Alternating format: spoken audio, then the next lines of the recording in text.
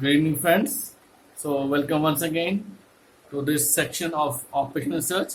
And today we will be going to discuss about transportation.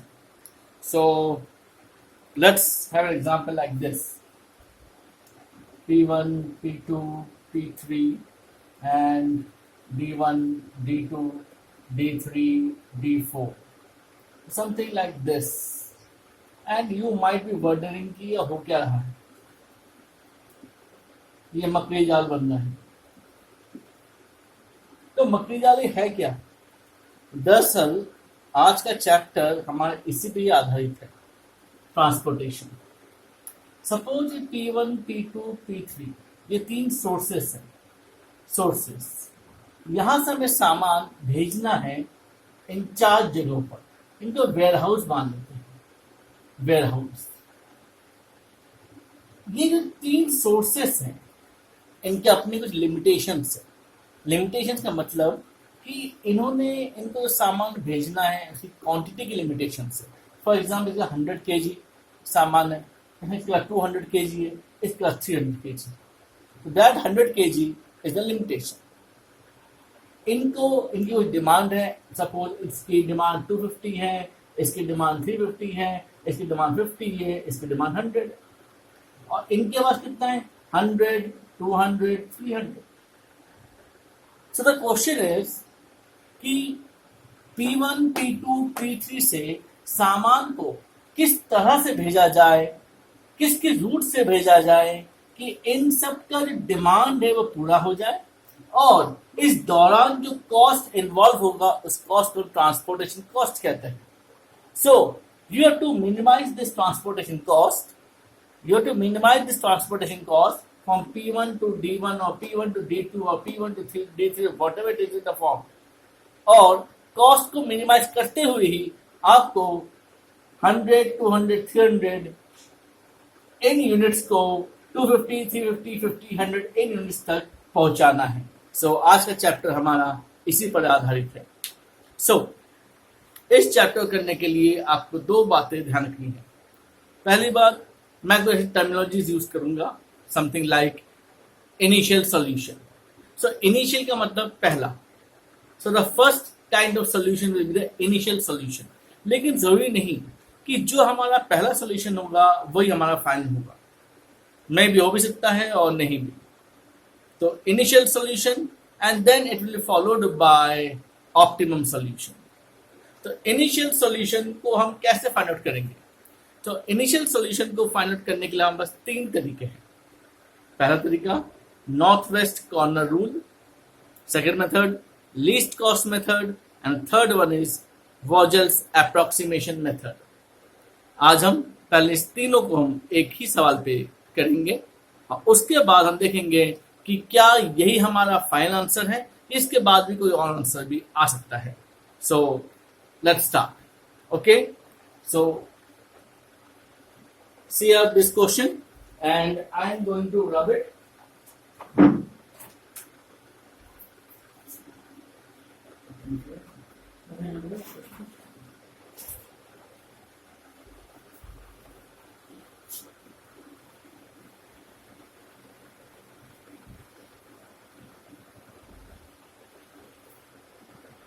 So here I am starting. So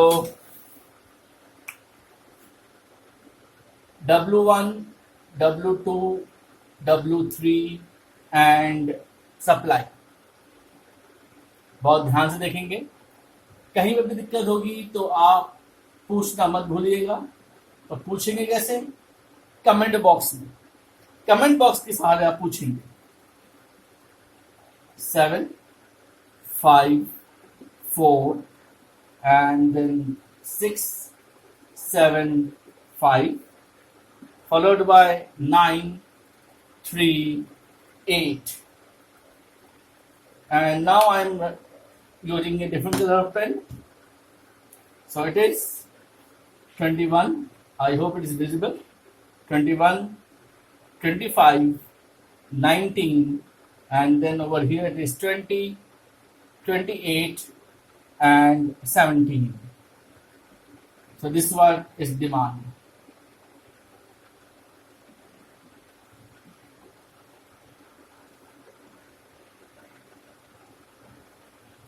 Please make sure that while doing this question, make sure to have different color of pens.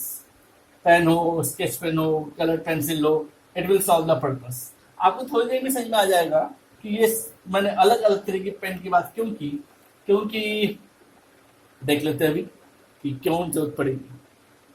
चलिए, ये जो आपको black दिख रहा है 7 6 9 5 7 3 4 5 8, मैं इसके नीचे की बात नहीं कर रहा हूँ. I am talking about from 7 to 8 only. तो इसे मैं पार्ट ऑफ द बॉडी कहता हूँ. This is a part of the body and this is supply units and demand units. तो ये क्या है? ये बता रहा है कि कोई सामान D1 से W1 तक पहुंचाने में 7 रुपए पर यूनिट लगेगा. Similarly from D1 to W2, the cost involved will be 6 rupees. Similarly, from D3 to W3, the cost involved will be rupees 8 per unit. तो ये cost है. This part of the body represents the cost. और ये क्या है? Supply. This represents supply and demand represents the units. 20 unit, 28 unit, 17 unit, 21, 25, 19. ये units है. The blue ones are the units and the black one is the cost. Okay. Now, सवाल को करने से पहले make sure that the sum must be equate. It must be equal. 20, 28, 48 and 48 plus 17 makes 65. 21 and 25 is 46 and 46 and 19 makes 65. So it must be equal from both the sides. अगर equal नहीं हुआ तो क्या होगा? इक्वल नहीं हुआ तो क्या होगा वो आप मेरे नेक्स्ट वीडियो में देखिएगा.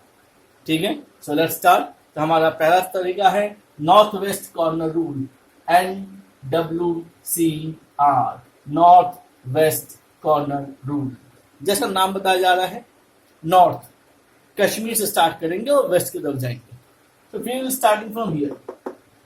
क्वेश्चन को थोड़ा और इजी समझने के लिए आप ऐसा समझ सकते हैं, केवल इजी समझने के लिए है. ये डिमांड है, ये सप्लाई है. मुझे उम्मीद है कि मेरी तरह आप लोगों को भी समोसे बहुत पसंद होंगे, तो मैं क्यों ना इसको समोसा ही लिख देता हूँ. मैंने समोसा लिख दिया है. स्पेलिंग आप देख लीजिएगा. स मनो की मात्रा, सामने आके मात्रा. और ये हमारे मेहमान है, गेस्ट है हमारे, भूखे गेस्ट, हंगरी. तो हंगरी का मतलब बहुत ज्यादा भूखे है ये लोग.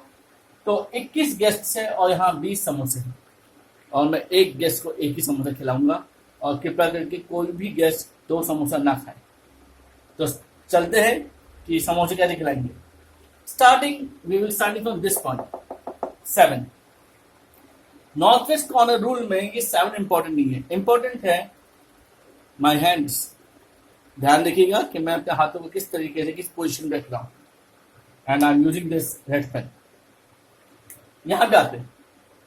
यहां पे कितने मेहमान हैं? 21 मेहमान हैं और समोसे कितने? 20. सो 20 समोसाज एंड 21 गेस्ट. तो इसका मतलब क्या हुआ? इसका मतलब ये हुआ दोनों में छोटा कौन है? 20. तो हम 20 समोसे खिला देंगे. Got it? तो 20 समोसे खिला देंगे तो 20 खत्म हो जाएगा, कैंसिल. लेकिन एक मेहमान अभी भी भूखा रह गया.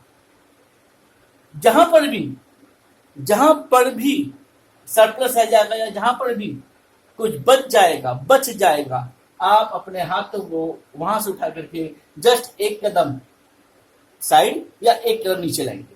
हम साइड में नहीं जाएंगे. क्यों नहीं जाएंगे? क्योंकि साइड में इसलिए जा रहे हैं क्योंकि ये रो खत्म हो चुका है. So we are left with this one, this column. तो हमने अपने हाथों को यहां से उठा के हमने यहां प्लेस. हाथ को उठा के यहां मत प्लेस कीजिएगा, जस्ट एक कदम आगे बढ़ जाइए. अब यहां पर आ गए 5 पे. फिर से देखते हैं. गेस्ट 1 है, समोसा 28 है. छोटा कौन हुआ? 1. तो हमने इसको 1 दे दिया. चलो, तो इस भूखे को खिला दिया हमने. So now we are left with 27 samosa. किस साइड बचा हुआ है? उस साइड बचा हुआ है. तो हाथों को यहां से धीरे से हमने यहां बिठा दिया. अब एट दिस पॉइंट नीचे की तरफ वर्टिकल में 25 है और हॉरिजॉन्टल में 27. छोटा कौन है? 25. तो हमने यहाँ पर 25 दे दिया. 25 देते ही ये खत्म हो जाएगा, लेकिन यहाँ पर 2 समोसे बच जाएंगे. अब उस साइड बचा हुआ है तो हाथों को उठा करके यहाँ पे आ गए, यहाँ पे 2, यहाँ पे 19, 2 एंड 19 छोटा कौन है 2, तो हमें 2 दे दिया आपने, तो ये खत्म हो गया, यहाँ बस 17 बच गया और हमने हाथों को उठा करके नीचे बचा है 17, इसलिए नीचे आ गया 17, 17 मेहमान 17 समोसे, हर मेहमान को एक समोसा खिला दीजिए, सबकी भूख मिट जाएगी और समोसे खत्म हो जाएंगे। दिस इज द आइडिया कि हम 7 से स्टार्ट किया था हमने और एंड यहां पर ने किया। This is north west corner rule. तो सर कॉस्ट क्या रही? कॉस्ट हमारी बनती है total cost 7 multiply by 20 140 plus 5 1 जा 5 प्लस 7 25 175 प्लस 3 2 जा 6 प्लस 17 8 जा 126। और अब हम इसको ऐड कर लेंगे, तो ऐड भी मैं ही करके बताऊं, चलिए देख लेते हैं। तो 175 and 5 180 180 and 140 320 320 and 126 426 and 6 432। कहीं गलत हो तो कमेंट बॉक्स में जरूर बताइएगा कि सर आपकी मल्टीप्लिकेशन गलत है। ओके, लास्ट स्टेप, आगे बढ़ने से पहले आप एक बार चेक जरूर कर लीजिएगा कि नंबर ऑफ एलोकेशंस, एक और कठिन शब्द यूज कर लिया एलोकेशन। एलोकेशन का मतलब जिसमें ही सर्किल लग चुका है उसे हम एलोकेशन कहेंगे। वो कितने हैं आपके पास? 1 2 3 4 5 1 2 3 4 5। अगर ये 5 है तो ध्यान रखिए आपका फॉर्मूला मैं लिख देता हूं, यहां पर देखिए C plus R minus 1, C plus R minus 1। Main question में कितने कॉलम्स है हमारे पास? 1 1 2 3 columns plus rows 1 2 3 rows minus 1, 3 plus 3 6 minus 1 5। So it must be 5। तो 5 का मतलब ये होगा कि नंबर ऑफ एलोकेशंस भी 5 ही होना चाहिए। तो ये आपका सही करने का एक तरीके से पहला तरीका है कि आपको पता चल जाए कि हाँ I am going in the right direction. तो फिलहाल हमारा आंसर है 432। नाउ द क्वेश्चन इज, मान लेते हैं अब हमने समोसे से हम किसी और लेवल पे जाते हैं और ये सभी चीजें करोड़ में है, यानी कि 7 करोड़ 6 करोड़ 9 करोड़। तो सामान को एक जगह दूसरी जगह पहुंचाने में काफी लंबा समय भी लगता है, कॉस्ट भी इन्वॉल्व होती है। कॉस्ट इन्वॉल्व होती है इसलिए तो सब्जेक्ट में बनाएंगे ऑपरेशन रिसर्च। तो यानी कि इन तमाम सामानों को उसके निर्धारित जगह में पहुंचाने में लगभग 432 करोड़ यूज हो रहे हैं। तो मैनेजमेंट क्या चाहती है? तो management is asking the question, क्या 432 करोड़ पे ही इन सामानों को उनके निर्धारित जगह पहुंचाया जाए या उससे कमी भी हो सकता है? अगर आप वाकई में कामयाब हो गए 432 को 400 में या 300 में कन्वर्ट करने में, 300 करोड़ में, तो आप कंपनी को 132 करोड़ का फायदा पहुंचा रहे। तो सोचिए कंपनी आपको कितना फायदा दे सकती है। Okay, so our next class will be of the same question, और देखते हैं कि उस लेवल में जो हम नेक्स्ट तरीका अपनाएंगे उसमें का 432 से नीचे कोई आंसर आ सकता है या नहीं। So stay tuned and don't forget to share, subscribe and comment. Thank you all. Okay.